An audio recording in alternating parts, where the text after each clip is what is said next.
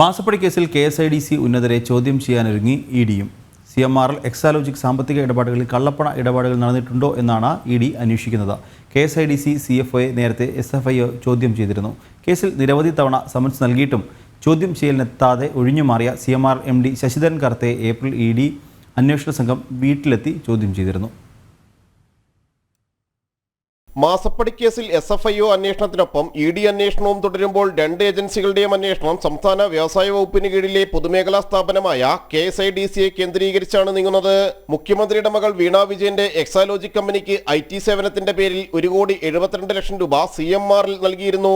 മറ്റു നിരവധി കമ്പനികളും യാതൊരു IT സേവനവും തിരികെ ലഭിക്കാതെ തന്നെ വലിയ തുകകൾ എക്സാലോജിക്കിന് നൽകിയത് കള്ളപ്പണം വെളുപ്പിക്കാനായിരുന്നോ എന്നാണ് ED അന്വേഷിക്കുന്നത്.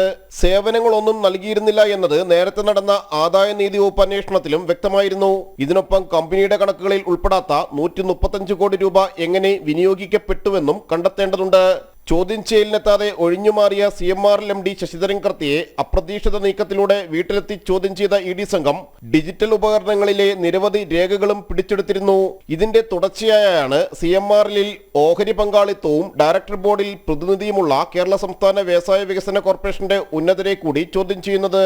CMRLന്റെ സാമ്പത്തിക ഇടപാടുകൾ KSIDC അറിഞ്ഞിരുന്നോ എന്നും ഇത്തരം സാമ്പത്തിക ഇടപാടുകൾക്ക് എന്തെങ്കിലും പ്രേരണ ചെലുത്തിയിരുന്നോ എന്നുമാണ് കണ്ടെത്തേണ്ടത്. ജനം, കൊച്ചി.